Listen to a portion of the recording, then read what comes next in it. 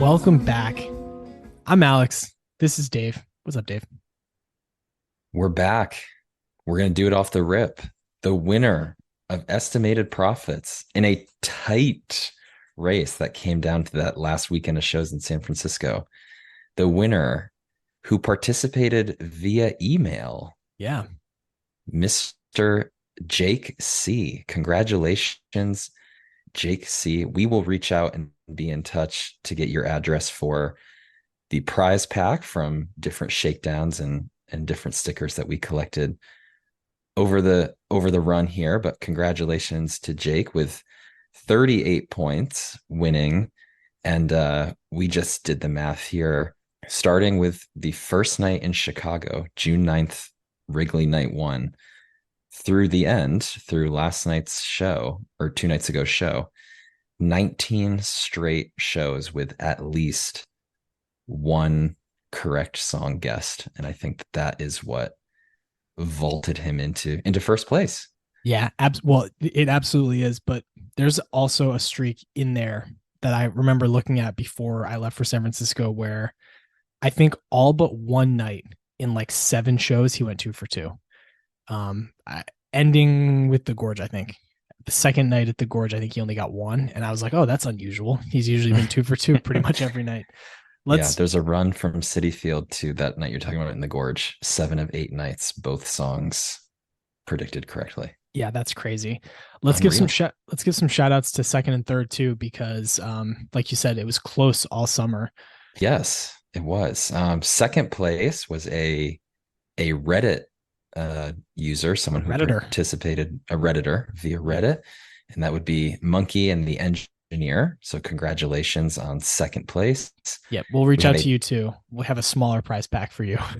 yes.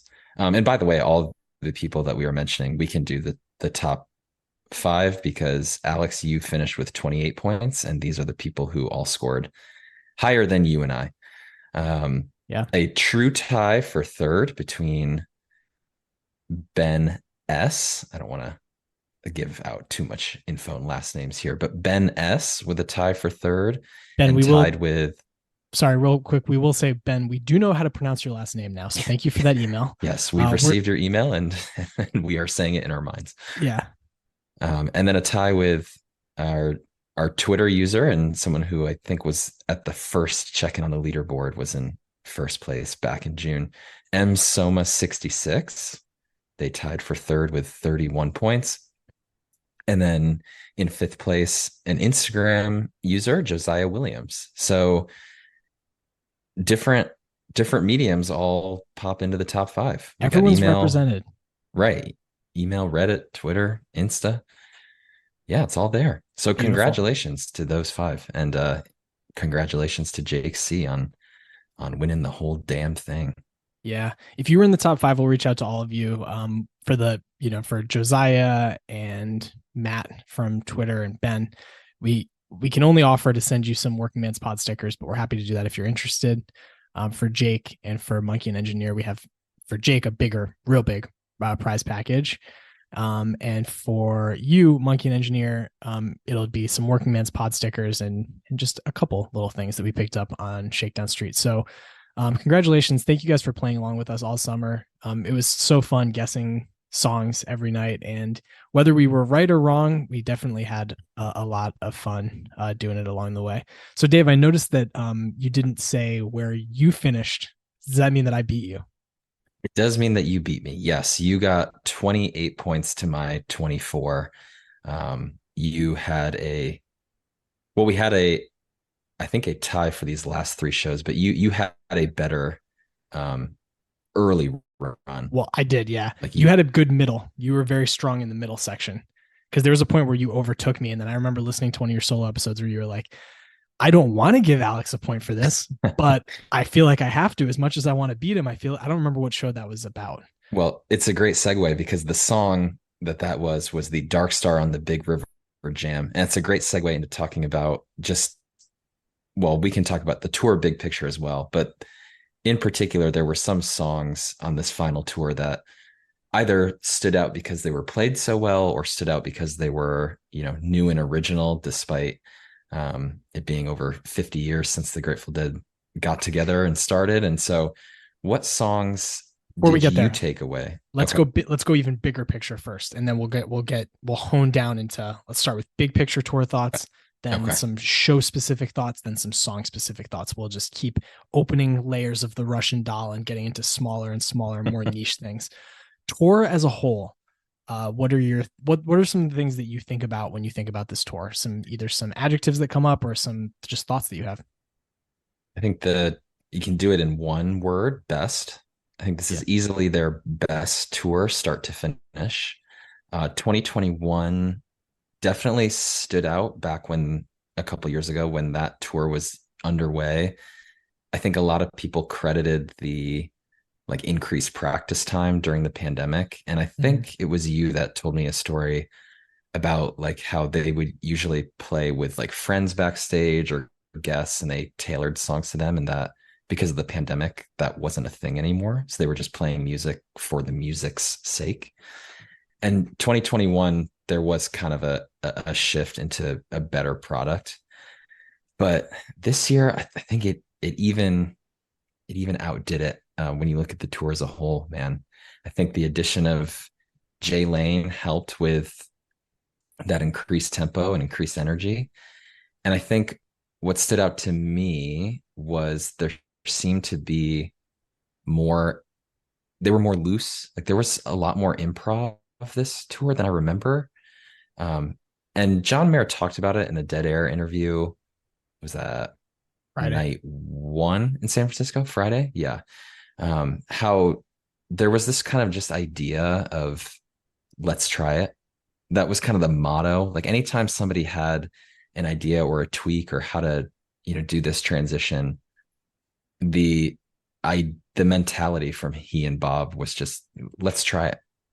And it's the last time out, so why not give it a shot? I think Yeah. that mentality really was evident in a lot of their playing, and it paid off like almost every single time. What about you? What are some big picture thoughts on your?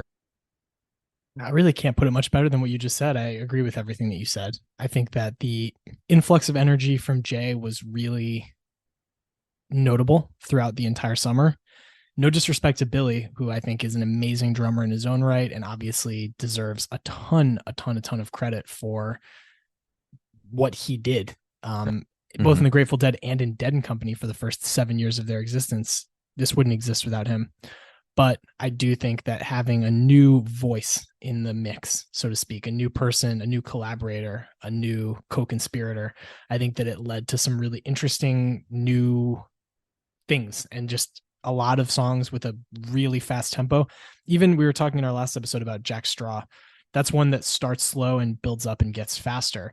The place that it built to this tour was just a faster, more energetic place. Not necessarily saying that that's always good or that's always bad, but it is different. And it made it so that this tour had a distinctive sound of its own. They also played really long shows this tour, especially in the Yeah. beginning. They were maxing out their window of time. And if I remember correctly, I feel like in years past they would start at like 7:30 or 8 a lot of the times. And this year it was like 7 p.m. on a, you can set your watch to it. They're starting early and they're getting on stage quick after that like posted showtime comes around. Yeah, there was a run in the middle, like when we started seeing him around Atlanta, where it was like 7-0 Yeah. number, like 7, 6, 7, 8, 9, where they Yep. were starting pretty consistently. And then they would play until 11, like until the bitter end. It was like they were giving everyone every minute of music that they possibly could, knowing this was the last tour. And I think that what you were saying about like let's try it, they were just not leaving anything on the field. And so I think that and we kind of talked about this a little bit in our last episode when we were starting to kind of do a post-mortem and come to terms with our Mhm. feelings about all this. That is another reason why it's good that this was, billed as the final tour from the beginning, not just for us, but for the band. It gave them kind of creative license and freedom to try whatever they wanted. And way more times than not, it worked out really, really well. So I think that all made for, I agree with you, the best Dead and Company tour so far here in 2023. Um, okay, so that is kind of high level about the tour. Any other big picture, I'm trying to think if there's anything for me either. One thing. So set list wise, they played at least before last night's show, and there were no bust outs yesterday. So 111 songs throughout the tour, a wide variety, songs from every era of Grateful Dead music. And I do feel like maybe they played more songs in years past. Like if you look back at 2022 or one or even like 19, there may have been more songs they played in a given tour. I'm not sure, but I do feel like we got a good variety. Although there were a couple surprises to me about songs that they played either less than I was expecting, or in the case of New Minglewood Blues, not at all. But we'll get there when we talk about songs. So, show wise, 30 shows, 29 shows. If you 29 shows, I so think. Well, excluding it depends Cornell, if you, yeah. I am no, excluding Cornell and looking at it as a tour proper. yeah, and definitely excluding Jazz Fest. That was only one set. That was a standalone Yeah. thing. So I agree with you. 29 shows over the last just about 2 months, almost exactly 2 months, actually, weirdly, now that I think about it. In any case, I mean, just highlights abound from these shows. But when you think about this tour now from where we sit, are there shows that stand out to you as like ones that you will be quick to go back to? As Oh, you, yeah. yeah.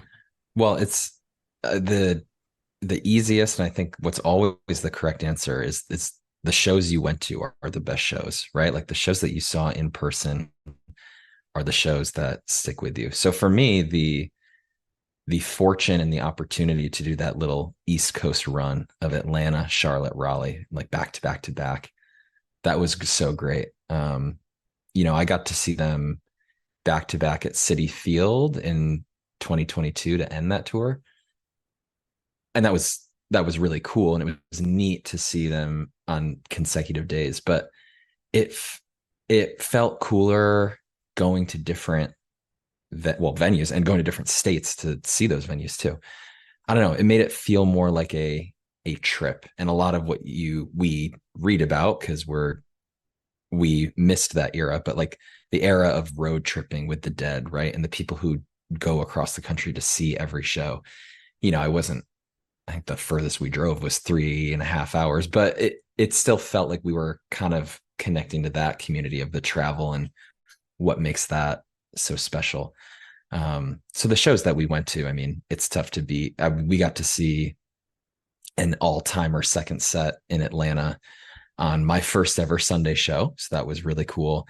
I got to experience what I'll say is an underrated and not as much talked about show in Charlotte with my significant other, and her favorite songs are Shakedown and Fire on the Mountain, and they played them both. And that, like, getting to be with her while that happened was great too. And then being with you in Raleigh and getting our faces melted off by Sugaree. I mean, that was excellent too. So the ones that we went to, and then going to SPAC with my family for my other Sunday show. That was everything about that show, from the been hell in a bucket to the best play-in that I've seen live, was great too. Shows I caught on the couch that stuck out with me. Boulder night one. I think that Boulder run is going to be talked about for a while. Um, the Dave Matthews coming out for night three. Interesting. I just thought like the plan was, it just more my style. Night one, not better, not worse, just more me. Mm-hmm. And then the two that really stay with me, because I think they surprised me. That first set of Phoenix, man, the Cumberland Casey Jones set one ender was electric. And then that entire Deer Creek show, just out of left field, was awesome. Yeah. The attendance bias thing is real. When you're Oh in yeah. the barn, it's just extra special to you. And like I'm thinking about City Field last year, Bob's voice was completely gone.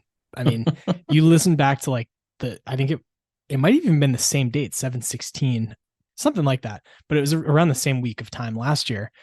If you go and listen to that second night at City Field, Bob's voice sounds horrible. Like it is as bad as you'll hear his voice sounding. He basically didn't have a voice. And we did not notice this until the next day. Like reading people talk about it who had been listening to the live stream, then we like kind of learned that his voice sounded bad, but we were on such a high being in the barn that we had no clue. So like that's a perfect example of Yeah. like attendance bias being a real thing. Do you It have the was date? 7/16/22, by the way. Strange.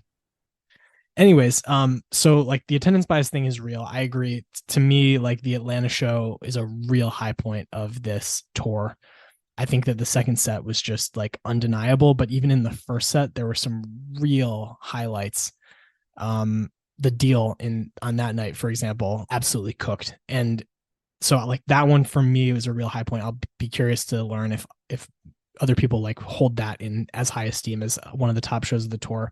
I think that the first night at Fenway was really, really good. That's like about as psychedelic a show as they played. And that was the first Dark Star on the Big River night, I believe. So like that kind of in and of itself, I think will elevate that to a pretty special place. All 3 nights in San Francisco, I think will be fondly remembered. I could see, it's a different company altogether. It's a LLC of its own, Dead and Company. But if they are going to put out like an official box release of this weekend at San Francisco, I would not be shocked by that. They've put out basically all their shows like officially on the streaming platforms for free in the years past, but we'll see if they change that system for this final tour year. I don't know. But that was a special weekend of music for sure. And then the Gorge too. Those two shows were excellent. Like really just like the last 3 weeks, once they from Deer Creek on, like once they started doing like these multi-night runs at places, and then as you said, like the Deer Creek show was really special, and then you get 3 nights in Boulder, 2 nights at the Gorge, 3 nights in San Fran. I think all of those were real standout shows. They just ended on such a high note. And there are more that we're certainly missing along the way, other special nights. So don't, take it the wrong way if we didn't mention a show that you went to and you thought was really special, but also, the attendance bias thing, it is real. So I don't think there were any bad shows though throughout 2023. Not that there really had been like bad shows in 22 or 21, and I haven't listened to all of 2019, but I also haven't heard any bad shows from that year. I just think that there was more unevenness in those other years. One huge factor in 2022 especially was that like, and I saw this in person, there were nights where Billy started the show and Jay ended it, and it's hard for the band to be Yeah. like fully in the pocket the whole time when you're literally changing one of the 6 musicians on stage halfway through the show. Like that's challenging. This year from the jump, they were all very connected. We would be remiss if we didn't talk about the Cornell show though. I don't think any show on Yeah. the entire tour reached the highs of that show, to be honest. I think that the Cornell show from 2023 is the best Dead and Company concert. I said that after the show happened, and nothing that's happened since then has made me kind of change my mind about that. It's hard because they've been playing at such a high level every night since. But I was really taking stock of this while I was driving around, between Yosemite and San Francisco and trying to think about knowing that we would be having this conversation. Like, is there a show that has supplanted that in my mind? And I don't think that there has been. And then I kind of teased this in our last episode, talking to people before the show on Saturday night.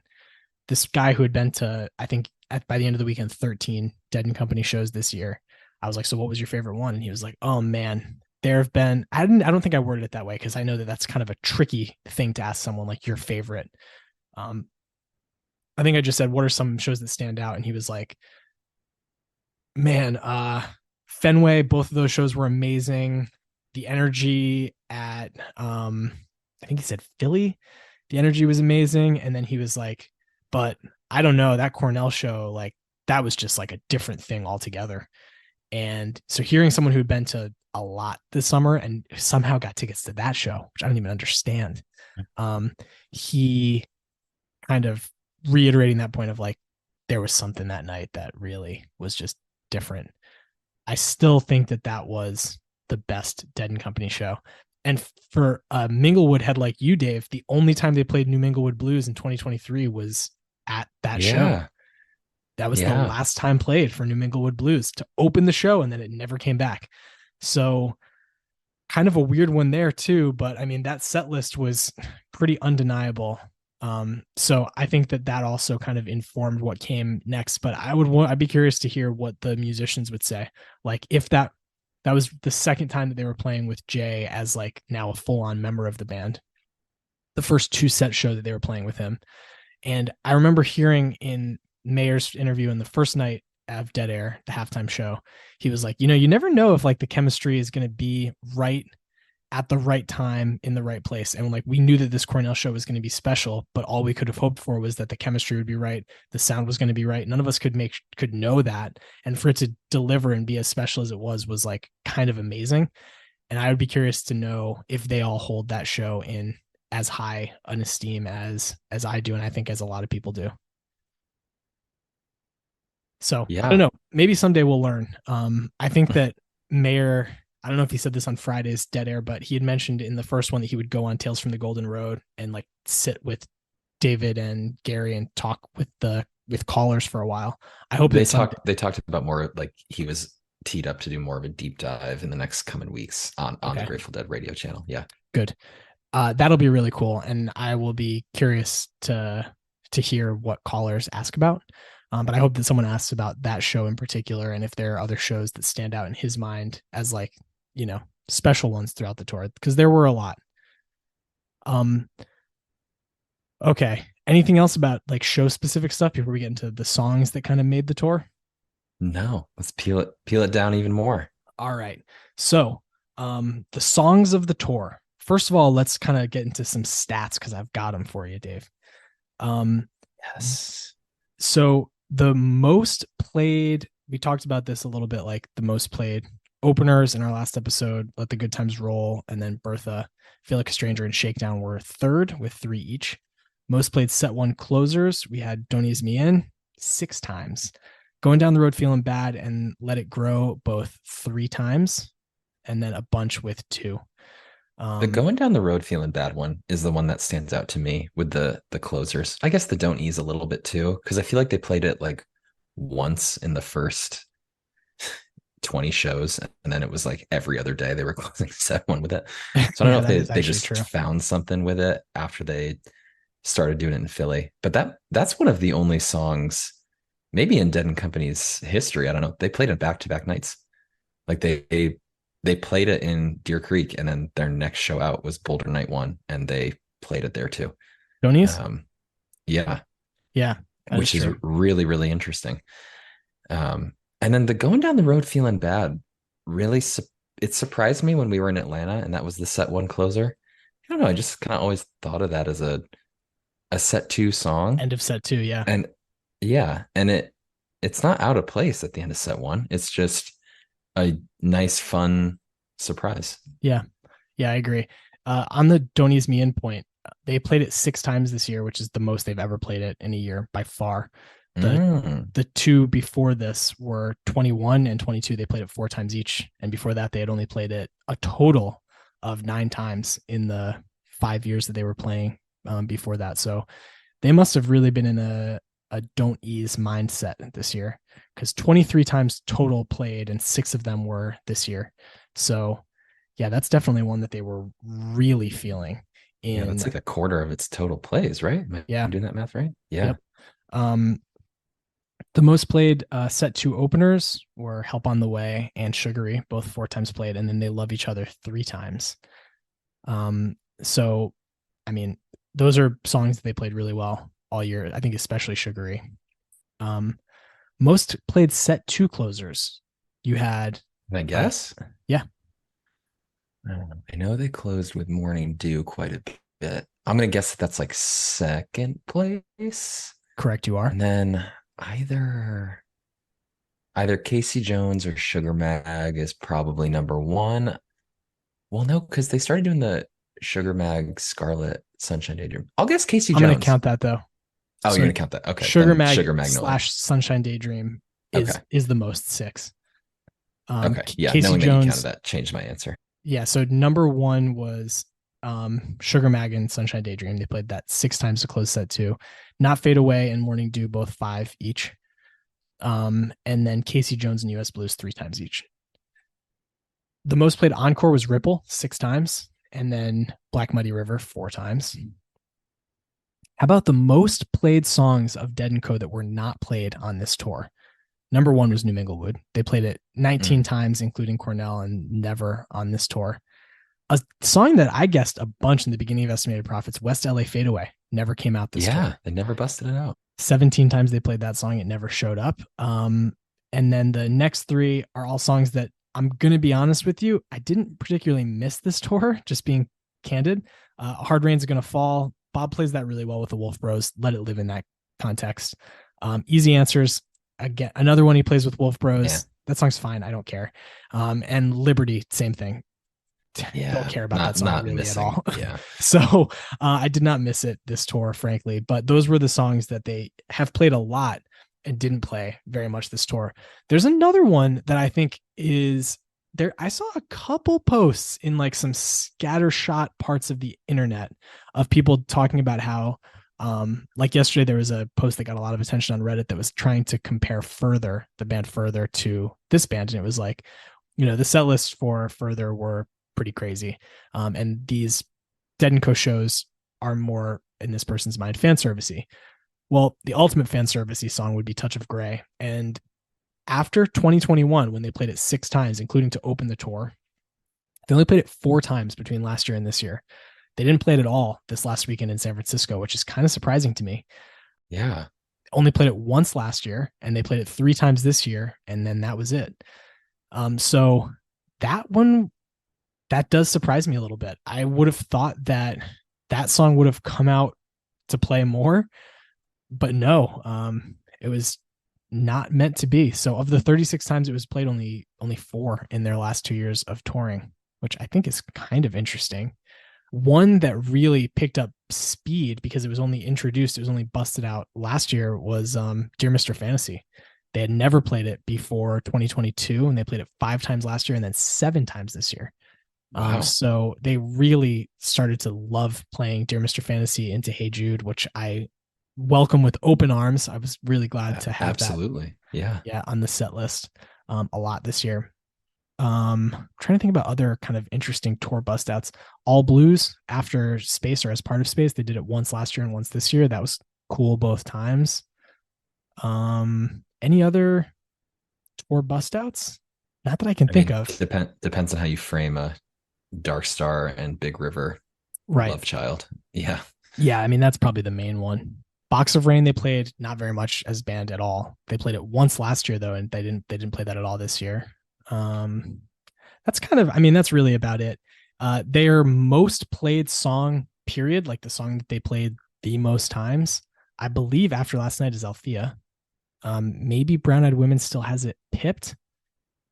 It does. Brown Eyed Women, they played 64 times in their run, and Althea 61. So, uh, oh, and Deal 61. So interesting.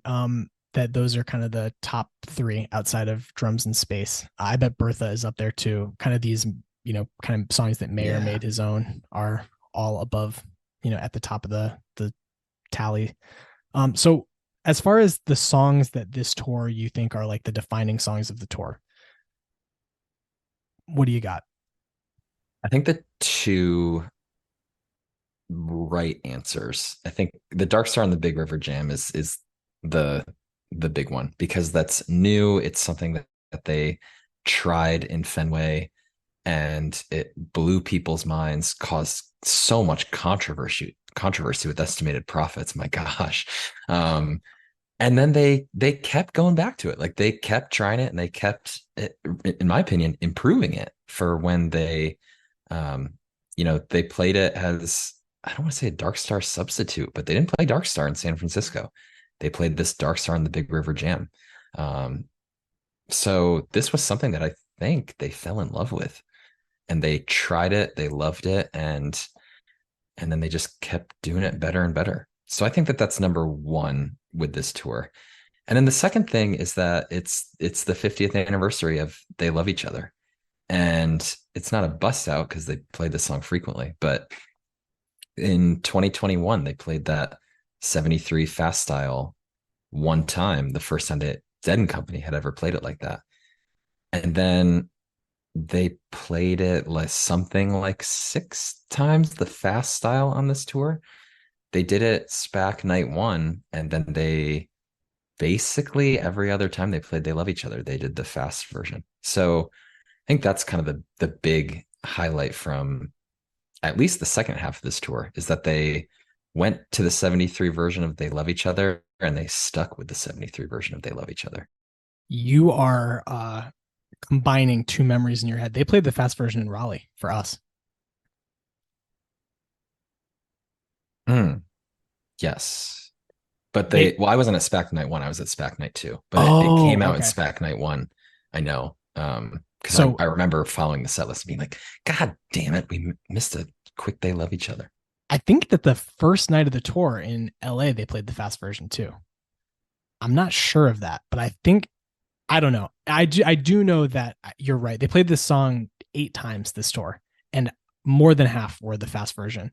And the Right. the Raleigh one might have even technically started as the slower version, but then by the end they were burning down the goddamn house, and so that's why I remember it as the faster version. It's hard for me to remember now. I just remember that that version that we saw in Raleigh was like amazingly good. Yeah. Yeah, it was. So, yeah, I mean that I think you're exactly right. I think those are the two big standouts. Dark Star on the Big River, especially because like that's not just new for Dead and Company. That's just new. Period for a song that's existed for almost Yeah. 60 years to adjust it like that with the that combination is just unreal. I think that that deserves a lot of applause for taking such a big swing. And like you said on your episode that came out on Saturday, that was Bob's idea to give it a shot, and everyone just kind of jumped on board. So I think that that was Mm. a really cool one. I also think you and I kind of have talked about this before, but I think Casey Jones is a real big standout this tour. Like Yeah. just not only like no bad versions, but every version that they played it 6 times. Every single one was like an amazing top shelf version of Casey Jones, beginning with that one in Phoenix that I think was like the song for both of us that show. We were both like, oh my God, that was like unbelievable. And then in Raleigh, same thing. Oh, yeah. Amazing. Cincinnati, Fenway. They played it at the Gorge. They played it Friday night in San Fran. They just did not miss with that song this year. So I think that that song also deserves a little shout out. Absolutely. And then, its partner to end set 1 in Phoenix, Cumberland Blues, man.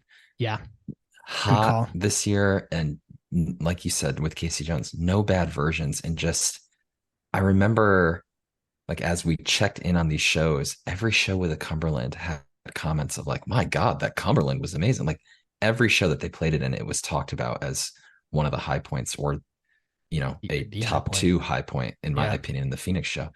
So Cumberland is one that I think pairs with Casey Jones. And then And the with other, Darkstar, because they played it around Darkstar a lot. So like it's kind of fitting yeah, that these, you talked about Darkstar and the Darkstar Big River combo as like one of the big highlights. And Cumberland, they played it 8 times this tour. And I bet if you looked back like song by song, at least 3 or 4 of them were coming out of Darkstar. So yeah, I mean that song was awesome. Go on, what were you saying though?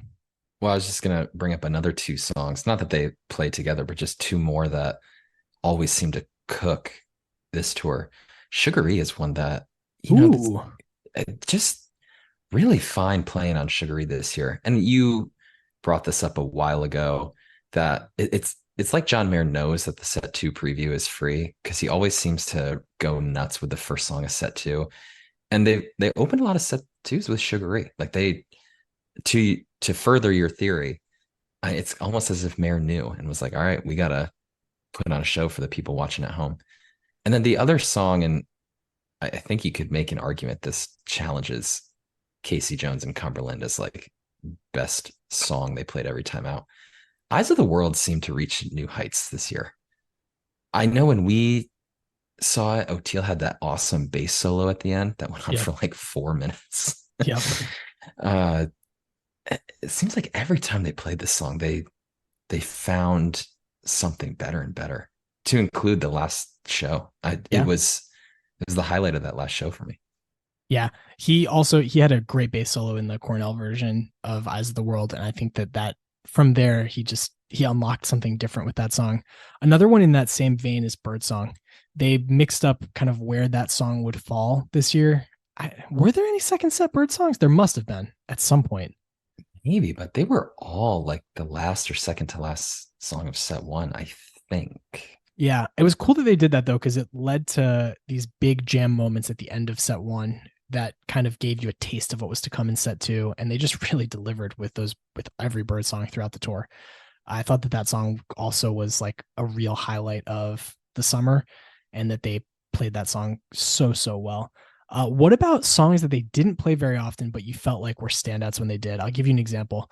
They only played Smokestack Lightning twice, and that's not a song where I've ever been like, "Hey, I'm going to the show tonight, really hoping for a Smokestack Lightning." But both times, I think it was at Wrigley and then at the Gorge. Was that the second time they played it, or was it at Folsom Field? It was that at Wrigley and then the first night at Folsom. Both versions were just awesome, and I liked that they were both kind of shorter medley-ish versions. The Smokestack at Wrigley came out of Truckin', and before Althea, they were into Althea in no time. It just like felt very tidy and contained. And then the same thing at Folsom. It was like 5 minutes long, but it didn't feel like it in the moment. It felt really tight. And I think that was also coming out of Truckin', wasn't it? Yeah, it was between Yeah, Truckin' I and think Deal. so. So I just thought that that song deserves a little bit of a shout out. Bob had his growl working both versions, and I thought that was a really good one that they only played a couple times, but it was really special both times that it came out. Anything in that vein for you from the summer? Yeah, I've got a couple. One, I don't know that it qualifies as they played very little, but Hell in a Bucket this year, man. Yeah, Like in particular to open the Star Lake Bridget's show. Town. Yeah, Yeah. And then also in Deer Creek, that post space Hell in a Bucket really stuck with me. I mean, that was insane. And they played it here and there throughout. So it's not like they only did it once or twice. They played it 5 times. Yep. But I think they only post space that one. And it was really neat. And then another couple Ico Ico that we saw in Raleigh. That, a fun one with a great lights show that they didn't play too often. And then um, a song that they kind of changed my mind about was Throwing Stones. I always discounted that, or as I said to my cousins when it started playing, I was like, oh, Althea Light, because the chord structure I think is somewhat similar. But man, seeing it and SPAC night too, and seeing the energy that they put out with Throwing Stones, I think I said in the episode at the time, I was like, why was this the peak of the show? Can someone explain that to me? But it was like they really crushed it, and they didn't play it that often either. So those would be my three to answer that question of like lesser played, but definitely not lesser enjoyed. yeah. Man, there were a lot. Honestly, only one version of Dear Prudence that was in Bristow. That was awesome. Direwolf, they didn't play too much this tour. I mean, maybe what, two or three times probably. There were a bunch to me where it was like, this one didn't come out all too often, but when it did show up, it was just delightful. Another one was Comes a Time. O'Teal only Mhm. sang that one, I think, once that I can remember. I think just that Fenway show. And that's a beautiful song, and he sings it so well. I'm actually looking at the stats post COVID. Before COVID, they had played it 12 times. And then since then, they played it once in 2021 and once in 2023. And that was it. I wish they would have let O'Teal sing that a little Wow. bit more. Yeah. But, what can you do? All right. Well, do you have any other thoughts before we wrap this thing up? No? Well, then let's talk a little bit about what's to come. So we were talking about this earlier today. We'll probably do another one last episode about the Dead and Company experience. We may have a special guest for that. We'll get there, but it won't be for another month or two. We're going to let it breathe and let it simmer for a little while. This is kind of a companion episode to the one that we released yesterday about the weekend in San Francisco, because we got a lot of our thoughts and emotions out during that one. But yeah, I mean, it's definitely crazy. It's a bittersweet ending. I am glad that we Yeah. got this level of closure and that we knew it was coming and that the band delivered so mightily to close the tour. Really just cannot say enough about what a great job they did this last year. Yeah. The other thing this episode does, it gets us back on track, gets us back on that Tuesday release schedule, which if you are are new to the program or learned of this program from the Dead and Company episodes, this is a Tuesday release show. So this episode also, Yeah, while it says goodbye to one chapter, it gets us back on track for the other. that's true. So Yeah, that's what I was about to say. So good job, Dave. Nice transition by you, kind of like the band transitions this weekend, just very tight and tidy, right on point. Thank you. So I think Dave and I talked about this before now, but we're going to take a little bit of a hiatus of our own. We did the same last summer. It's good to get a little bit of a break and to kind of recharge our batteries. And then we get to have a fresh view, fresh ears when we come back to listening to shows and talking about shows in the fall.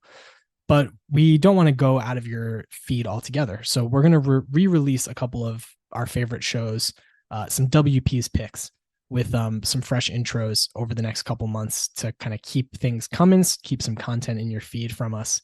And then we will also be back. There's well due. I mean, maybe even this Wednesday, sometime this week, I would expect we're going to get the announcement for the next Dave's Picks episode. So that'll be coming soon. And then that release will come at the end of the month. So we'll be back to talk about that for sure. But other than that, we're going to take a little bit of a break, probably a month and change before we come back with gusto. We have some quarterly releases. Every quarter, we do one album review, one studio release. And we are due for one of those at some point in the next couple months. We have our, like I said, Dave's Picks release coming in the beginning of August, probably. And then we have some reunions still to talk about. We ventured at the beginning of the year to do one episode about a show that's either on its 5th or 0 year anniversary. So that would be from 1993, which we've already done, 88, 83, 78, 73, and 68. We've covered a lot of those so far, but we still do need to cover a show from, I believe, 88, Both 83. 80s years, right? Yeah. Yep.